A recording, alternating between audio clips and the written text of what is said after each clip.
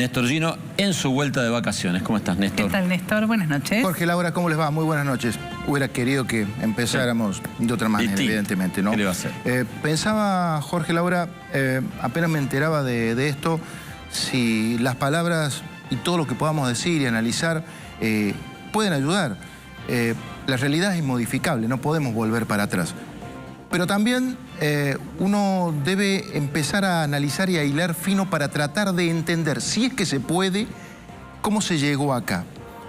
Porque en lo que hemos visto, repasado todo el material difundido a través de nuestros compañeros trabajando allá y en los distintos medios, aparentemente no había una señal, o tal vez sí, y no la vieron. Entonces, que el chico era un buen alumno, claro, que no había tenido gestos de violencia nunca. Analizando al pibe como tal, sí, un chico impecable, con 9, 10 en cada uno de los exámenes, buen deportista, no tenía problemas en la conducta.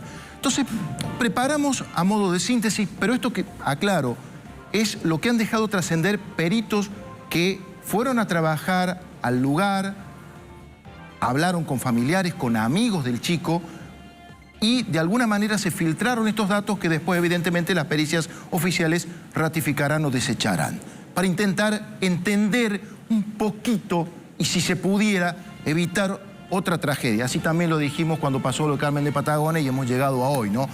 El agresor, 15 años. Lo que se sabe es que padecía una compleja situación intrafamiliar. El papá y la mamá en pleno proceso de divorcio, una marcada ausencia paterna, sobre todo del pibe, a pesar de que el abogado dice que constantemente hablaba, pero claro, el hombre se había ido a vivir a Entre Ríos, hacía 2 años, ya no vivía con su esposa, con la mamá del chico.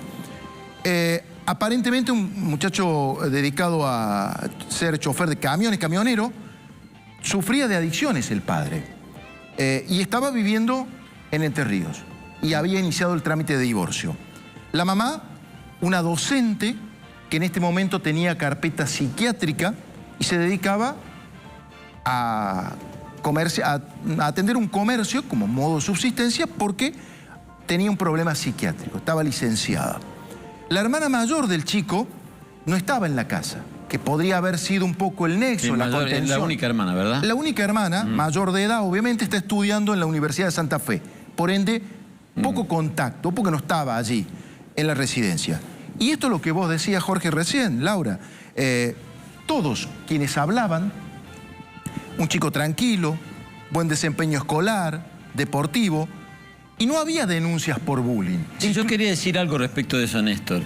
Hoy, inmediatamente conocido el hecho, muchos empezaron a hablar de que seguro le hacían bullying, seguro, porque hay otros casos parecidos en el que el bullying aparece como un responsable central. No se puede decir en este caso, por lo menos por ahora, que esa haya sido una de las causas, porque no se conocen, lo que no quiere decir que no haya ocurrido, por supuesto, pero no sabemos. Repetimos, esta es información que se ha filtrado de los peritos que están trabajando.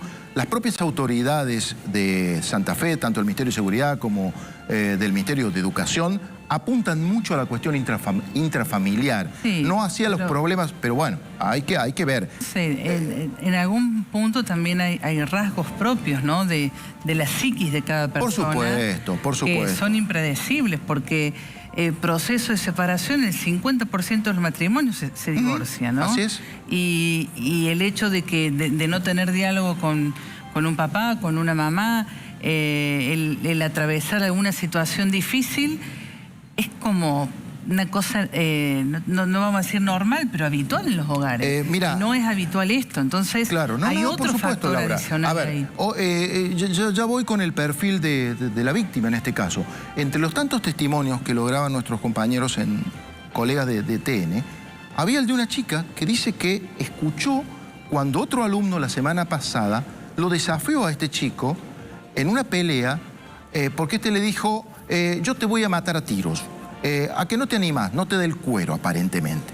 Todo en el terreno de los trascendidos. También, y ya lo vamos a escuchar en un ratito, el abogado del padre de este chico reconoce que el pibe estaba en tratamiento psicológico y que se autoflagelaba. Como que quería llamar la atención. ahí en una de esas también era una señal, una advertencia, algo estaba pasando. Pero bueno, son las cosas que estamos viendo ahora. Vamos con el perfil de la víctima, Ian Cabrera Núñez, 13 años de edad, hijo único el chico. El papá, empleado municipal, la mamá maestra jardinera, arquerito del Club Atlético Independiente, allí de San Cristóbal, hincha fanático de River y su ídolo Enzo Pérez.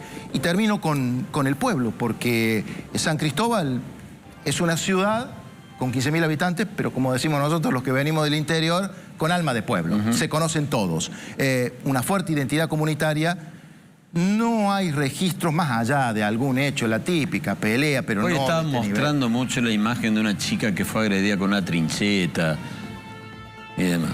Bueno. Como un antecedente del caso. ¿Qué sé yo? La mayoría reconocía que, bueno, un episodio así, nunca, y lo otro puede haber pasado. Sucede lamentablemente a menudo en los colegios y los vecinos coincidían, estas cosas acá no pasan hasta que lamentablemente pasan. Si les parece, escuchamos, ya con esto termino, lo que dice el abogado Oroño, abogado del papá que se hizo cargo de la defensa. Una aclaración simplemente. Santa Fe desde hace un año tiene un nuevo Código Procesal Penal Juvenil. No se lo puede imputar al chico, es inimputable, pero sí va a ser sometido a proceso a partir de junio de este año. Se va a sustanciar el proceso, se va a investigar lo que pasó, pero obviamente el chico no se lo puede contener y va a estar en resguardo, ya está en este momento en la capital, en Santa Fe, contenido en un lugar separado del resto de los presidiarios. Esto decía el abogado. Y también hemos tomado conocimiento que había sido víctima de algunos episodios de bullying y esto había motivado que se encontrara bajo tratamiento psicológico, pero nada hacía prever que desarrollara algún tipo de episodios de la violencia como lamentablemente ocurrió. Era una persona que no tenía... no presentaba signos de peligrosidad, de agresividad, sino por lo contrario, una persona introvertida, que pasaba mucho tiempo frente a la computadora, que tenía muy pocas personas.